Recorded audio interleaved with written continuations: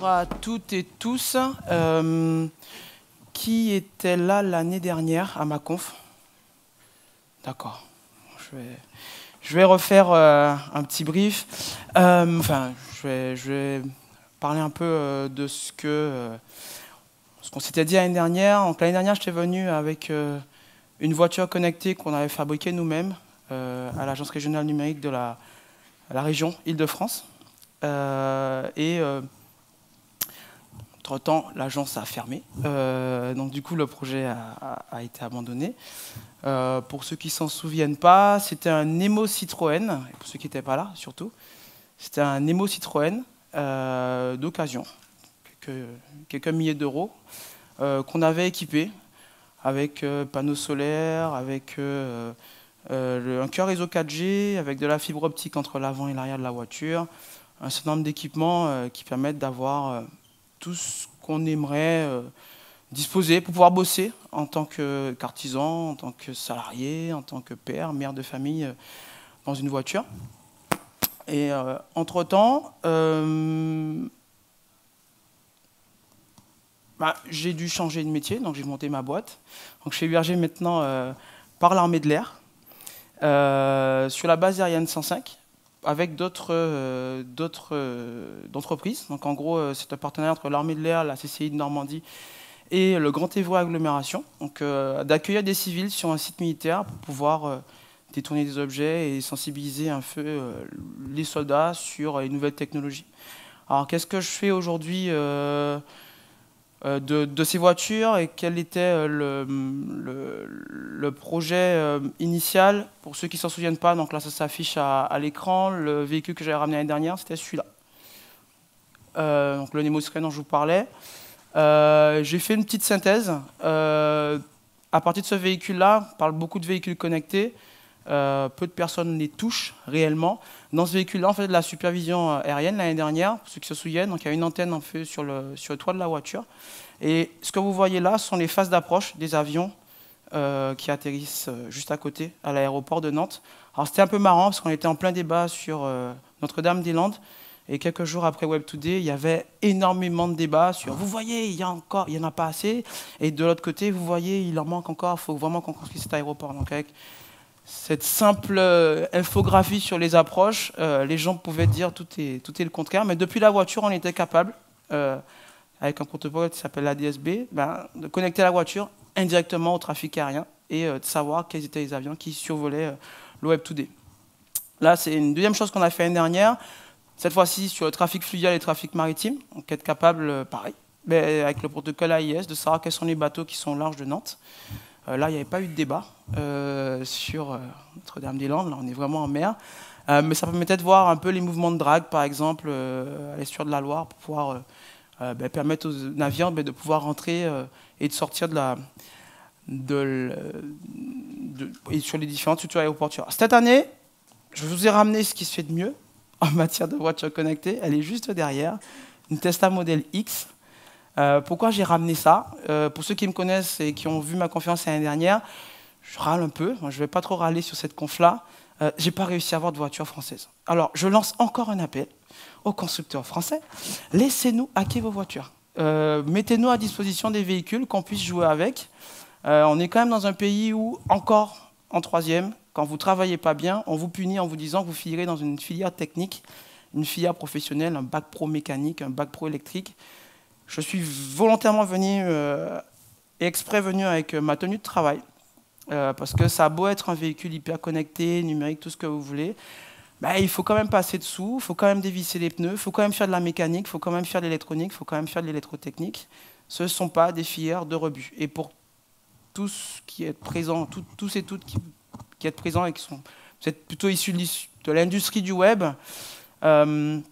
avant d'arriver à ce magnifique véhicule, qui est une véritable tablette 17 pouces sur roue, vous verrez, pour ceux qui le veulent, passez me voir, je vous montrerai un peu comment elle fonctionne, ce dont elle est capable. S'il y a des développeurs, imaginez et venez découvrir en fait ce qui se fait de mieux en matière du X, pour l'instant, en tout cas, dans les véhicules.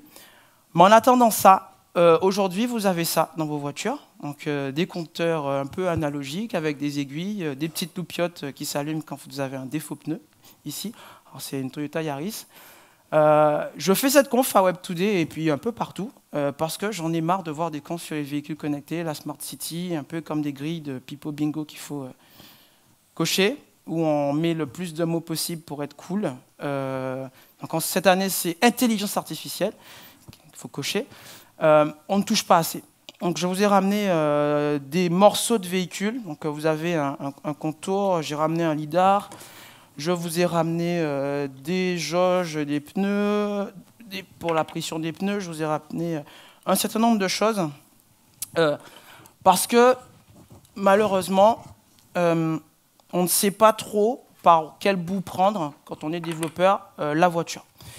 Le problème du véhicule connecté, c'est qu'il vous faut un véhicule pour pouvoir le hacker, pour pouvoir commencer à développer. Donc, les kits de développement que vous avez traditionnellement dans l'industrie du web ou mobile, il vous suffit juste d'un téléphone, d'un petit kit de développement SDK et vous commencez à travailler et c'est fini.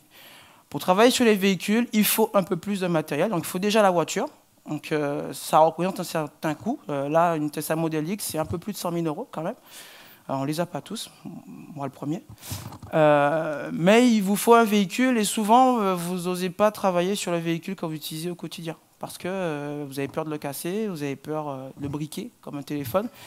Votre compagne ne vous laissera pas forcément le faire, parce que, comprenez, c'est sérieux, il y a quand même les enfants à amener à l'école, donc tu ne touches pas à la voiture. Donc là, ce qu'on essaie vraiment de faire, avec un certain nombre de personnes avec qui je travaille, c'est de rabaisser en fait, ce niveau d'accès au véhicule, pour que les développeurs puissent toucher. Il faut qu'ils puissent toucher ces voitures. À l'image, ce que vous avez là, c'est un moteur de Toyota Yaris hybride. J'essaie de rester encore patriote, elle est fabriquée en France. Là, vous avez le moteur électrique avec un certain nombre de câbles. Et ce moteur, beaucoup de personnes ont du mal à appréhender ce que c'est. Quand on est un développeur, on n'est pas forcément, ou on est issu de l'industrie du web, on ne sait pas forcément comment fonctionne un moteur à explosion. On a encore pour quelques années. C'est super les véhicules électriques, mais ça reste quand même marginal. On a quand même plus de moteurs thermiques qui roulent en ce moment, qui polluent en ce moment, qui font des pics de pollution en ce moment, qui émettent des particules en ce moment.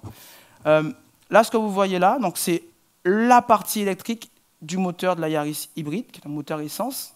Et j'ai beaucoup accompagné cette année passée des personnes dans la compréhension déjà de ce qu'est une voiture, un moteur à explosion.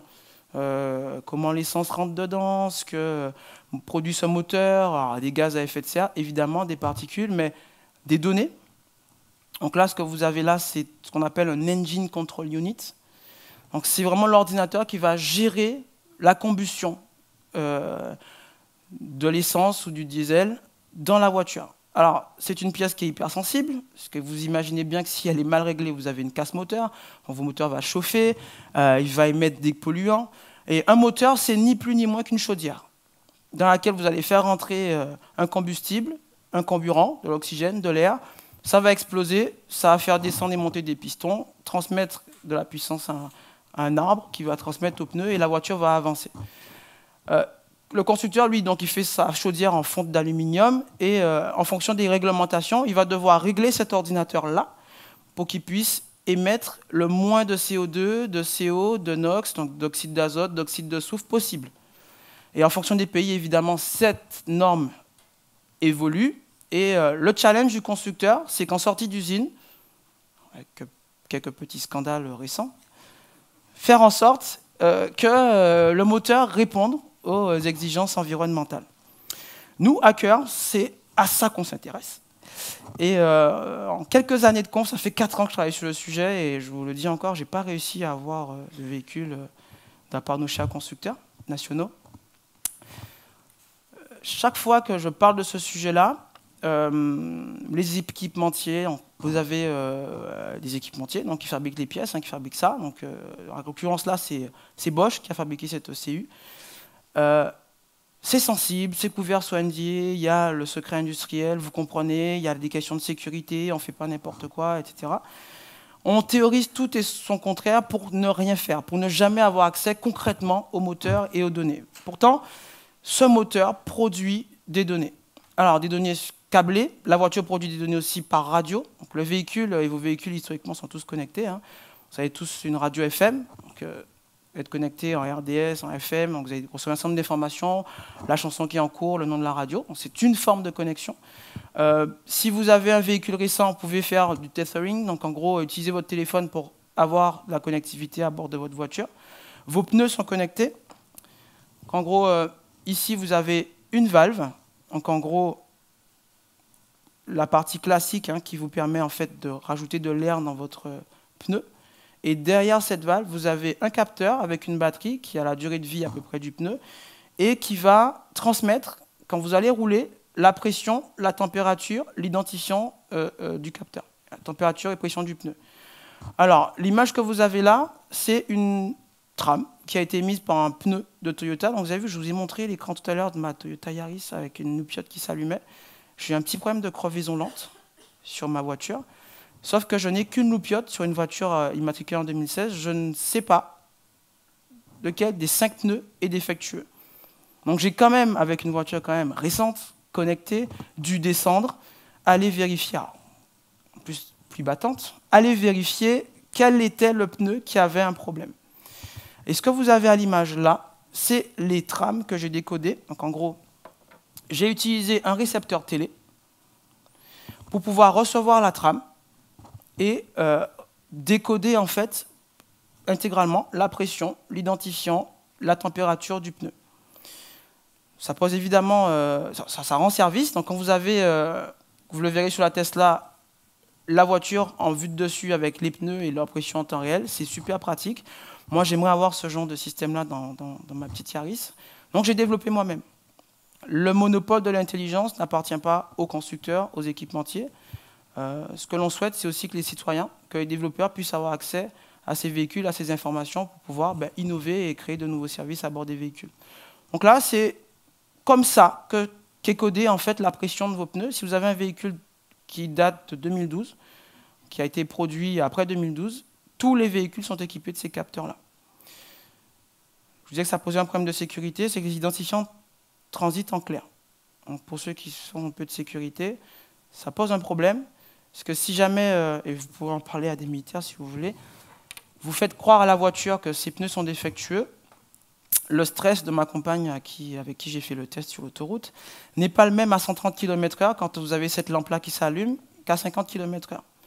Donc on peut injecter malheureusement sur des voitures à distance, par radio, exciter en fait le pneu. Donc, ici vous avez un appareil qui est utilisé par les garagistes hein, pour régler vos pneus quand vous allez chez votre garagiste préféré. Donc cet appareil-là va exciter le pneu sur 125 kHz et en fait le pneu va lui répondre et lui dire voilà, j'ai telle pression, telle température. Mais comme ces trames ne sont pas chiffrées, vous pouvez les rejouer et envoyer à l'ordinateur de bord de la voiture des pressions défectueuses ou des températures défectueuses. Des choses à régler. Ça c'est un exemple de failles et de choses sur lesquelles on insiste vraiment beaucoup en ce moment au niveau des équipementiers, qui ne sont pas forcément sensibilisés aux enjeux du numérique sur ces questions-là. Et donc la radio joue un rôle extrêmement particulier. Et comme je vous le disais, quand vous n'avez pas une fonctionnalité sur votre voiture, donc la possibilité d'avoir la latéralisation de vos pneus pour savoir lequel de vos pneus est défectueux, vous n'avez pas le capteur, rajoutez-le. Ce que vous voyez là, c'est ce qu'a produit ce lidar. En gros là, c'est un télémètre laser qui va vous renvoyer une distance associée à un angle. C'est particulièrement utile quand vous avez une détection d'obstacles. Donc, vous faites une marche arrière, vous voulez dépasser, vous n'avez pas forcément vérifié votre angle mort. Moi, je rajoute ce capteur-là sur ma voiture. Et ce que vous voyez là, c'est un essai que j'ai fait dans un train pour détecter mes voisins. C'est la première fois que je testais le lidar. Donc, il a une portée de 6 mètres. Et l'idée, c'est nous, développeurs, nous, hackers, pouvoir rajouter des capteurs sur des voitures et en fait rendre cette voiture plus intelligente et maximiser en fait le fait qu'elle soit connectée pour pouvoir augmenter la sécurité et le confort d'utilisation et de conduite. Les motards. Alors, je ne sais pas s'il y a des motards dans la salle, mais l'année dernière, j'ai été interpellé sur « et nous ». Alors, je vous ai ramené la Tesla de la moto. Voilà, ça c'est une 0, je crois. C'est ça, c'est une 0, donc c'est une moto électrique. Donc c'est une moto qui fait rêver, comme la Tesla dehors. Je vous ai ramené du CES un peu ce que font aujourd'hui ce que nous préparent les équipementiers, là en l'occurrence encore Bosch, sur la moto du futur, avec des GPS sur votre guidon, avec un certain nombre d'applications, où en gros Bosch va transposer votre smartphone au guidon en fait, de votre moto pour pouvoir avoir un maximum d'informations. Alors j'ai mis un gros mot au-dessus, j'en ai parlé l'année dernière, il faut absolument que dans cette industrie, on évite ce qu'on a fait dans l'industrie mobile, à savoir qu'on développe à chaque fois, pour chaque plateforme, une application mobile. Il faut une appli pour iPhone, une appli pour Android, une appli pour Windows Phone, une appli pour BlackBerry. Bref, le web, c'est pas ça. Le web, ce sont des standards libres, documentés. Ce sont des données libres, quand on est une collectivité, qu'on souhaite produire de la donnée. C'est aussi, dans la culture du matériel libre. Une bonne partie du matériel que j'ai sur le stand juste à côté, du matériel libre que vous pouvez copier, modifier, remixer, adapter à vos besoins, pour plus de sécurité, pour plus d'innovation. Et ce sont aussi donc, des logiciels qui permettent de motoriser tout ça. Alors, il y a des initiatives, hein, Automotive Grade Linux, l'Alliance Genivy, les constructeurs se sont associés, plus ou moins, pour pouvoir définir ce qu'est le web dans une voiture. Il faut qu'on poursuive, et je vous l'ai dit, la problématique, c'est d'accéder en fait, à ces véhicules, financièrement, d'y accéder aussi techniquement, parce qu'ils sont fermés. Mais on n'arrivera pas à sécuriser ces véhicules si on reste sur des technologies fermées. Ça ne marchera pas. Et toutes les affaires récentes montrent que plus on ferme, plus on obfusque en fait, ces véhicules, plus ça met des challenges pour les hackers, pas forcément bien intentionnés, eux, pour le coup. Mon challenge, c'est de faire en sorte qu'on ait plus de gentils hackers, qu'on soit plus nombreux à pouvoir comprendre comment fonctionnent ces véhicules et qu'on ait un vrai système immunitaire de la mobilité. Alors, je parlais de l'année dernière, cette année, l'année prochaine, j'espère revenir devant vous avec tout ce que j'ai pu hacker, tout ce que j'aurais pu hacker comme véhicule. Donc là, en ce moment, je travaille sur un hélicoptère, un Airbus A350, la Tesla, dehors. Et ce lieu, l'Ermitage, à Autrèche, entre Soissons et Compiègne. Je disais qu'on ne touche pas assez les voitures. Donc on va ouvrir, on essaie, on est en pleine campagne Ulule en ce moment, d'ouvrir le premier véhicule Research Lab. Donc en gros, un lieu où vous pourrez venir avec votre voiture et où vous pourrez vous former au hacking de voitures. Alors j'ai ramené un ouvrage qui s'appelle The Cars Hackers Handbook, que vous pouvez télécharger, vous pouvez aussi acheter. Il est disponible en ligne. Il a été écrit par Craig Smith, qui a théorisé et mis en pratique ce qu'est le hacking de voiture. Tout a été documenté. L'année dernière, je vous avais mis un PDF à l'écran. Je vous laisse télécharger sur vos sites préférés ou dans votre boutique, acheter dans votre boutique préférée cet ouvrage-là. L'idée, c'est de mettre en pratique, mettre en œuvre tout ce que je vous ai raconté avant. Et je ne suis même pas rentré dans tous les détails, le bus CAN, le bus MOS, etc. Que vous rameniez votre voiture, que vous puissiez bosser sur des voitures pour pouvoir comprendre comment elles fonctionnent et pouvoir développer vos entreprises, des services, faire du suivi de poules de voitures, de flottes, améliorer la sécurité d'une moto, améliorer et commencer à travailler sur ce qui est un véhicule autonome. Il n'y a pas de raison qu'il n'y ait que Tesla qui innove dans le domaine. On a aussi des talents en France et c'est ce qu'on essaiera de faire à l'Ermitage. Pour vous montrer un peu un exemple, ce lieu pourrait être 30 hectares, 21 bâtiments, et le 21e bâtiment, c'est celui-là, c'est un garage, où on va pouvoir avoir des ponts, pouvoir lever des voitures, des bancs de roulage, des bancs de test, évacuer les gaz à effet de serre, les gaz d'échappement dans la forêt. On a des bois, des forêts, on a des bâtiments, on a des galeries souterraines. En gros, l'idée de ce lieu, c'est de vraiment concevoir un hackerspace où on va apprendre à vivre ensemble, hein, parce qu'il faut y venir. Vous n'y passez pas la journée, l'idée c'est qu'on y passe plusieurs jours et qu'on ait un véritable bootcamp autour de la voiture connectée, autour de l'agriculture connectée, autour de la forêt connectée, tout ce que vous voulez, connecté ou pas. On peut aussi se déconnecter dans ce lieu-là. La campagne de crowdfunding se termine le 23 juin. Ici, sur ce lieu en particulier, ce que l'on souhaite aussi, c'est que les constructeurs, que les équipementiers puissent venir essayer avec nous ce qu'ils ont produit. J'aurais jamais pu faire cette conférence-là sans le concours de Blue Wheels qui m'a prêté la Tesla. Il faut me faire confiance quand même pour amener un véhicule à ce prix-là depuis Paris. Ils m'ont laissé déboîter un certain nombre de choses, me connecter au câble de service. Sans les équipes de Sixt à Roissy, qui au début, je pense, n'étaient pas toujours très contents de me voir parce que je suis très exigeant sur les véhicules. Je veux vraiment que des véhicules hybrides. Ce n'est pas toujours simple de nous satisfaire sur ces questions-là. Et l'idée, c'est vraiment d'accompagner aussi les loueurs de voitures sur la sécurité et la vie privée de leurs clients. Quand vous louez un véhicule aujourd'hui et que vous vous connectez en Bluetooth avec votre téléphone, le véhicule va aspirer un certain nombre de données.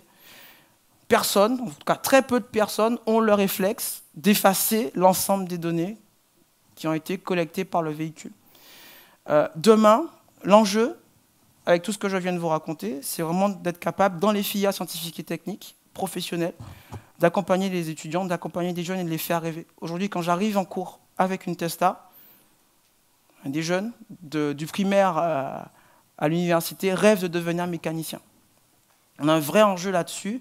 On ne peut pas travailler sur ces véhicules-là sans ces compétences techniques, mécaniques, mécatroniques, électrotechniques. Ça ne marchera pas. Il ne faut plus qu'on considère ces filières-là comme des filières de rebut. Et j'ai réussi aujourd'hui à avoir un peu d'expertise dans ce domaine-là, parce qu'il ne faut pas me confier un tournevis à la base, hein, moi je suis plutôt derrière un clavier, grâce aux personnes qui font du tuning. Alors, ce sont des personnes qui n'ont pas forcément toujours bonne presse. Je pense souvent qu'ils ont mauvais goût sur les cosmétiques de leur voiture. Mais j'ai beaucoup plus appris avec ces personnes en quelques heures qu'en plusieurs années de conférences sur les véhicules connectés. Vraiment. Ce sont des personnes aujourd'hui, et on a fait venir quelques hackers à l'Ermitage, qui viennent de Guadeloupe. Juste pour raconter une histoire, l'histoire du tuning et des runs, en fait. Le tuning, ça veut dire régler. Tuning, c'est régler, c'est des régleurs. C'est des personnes qui optimisent des moteurs. Et une fois qu'ils ont réglé les moteurs, ils aiment faire des courses. On a eu beaucoup de morts dans des courses sauvages en Guadeloupe parce que les gens faisaient ça entre minuit et 3 heures du matin, de nuit, ils ne respectaient pas forcément les limitations de vitesse et se tuaient. Et l'État a pris le problème à bras-le-corps. Ces passionnés, hein, ce sont des centaines de milliers d'euros qui sont dépensés par ces passionnés de sport automobile. Il s'est dit, avec la gendarmerie nationale, les pompiers, le SAMU, on va vous bloquer une route où vous pourrez faire des runs. Venez avec vos moteurs modifiés, venez avec tous vos talents, avec toute votre expertise, et sur 400 mètres, lâchez-vous. Et aujourd'hui, vous avez des personnes qui font du tuning en Guadeloupe, avec des moteurs qui ont été complètement dépossédés, recablés des ordinateurs de bord des voitures, des constructeurs.